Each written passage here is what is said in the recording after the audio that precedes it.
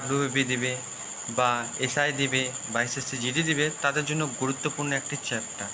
তো আজকে আমরা আসলে করব সংবিধান। সংবিধান তৈরি হয়েছে 1949 সালে 26শে নভেম্বর, শুধু তৈরি হয়েছে, আর প্রকাশ এসছে 1950 সালে 26শে জানুয়ারি। সংবিধান যখন প্রথমে তৈরি হয় তখন তার অংশ ছিল 22টি, তফসিল ছিল 8টি এবং ধারা ছিল 395টি এবং ভাষা ছিল 14টি। বর্তমানে অংশ আছে 25টি, আর তফসিল আছে 12টি এবং ধারা আছে আমাদের 450টি, আর ভাষা 22টি।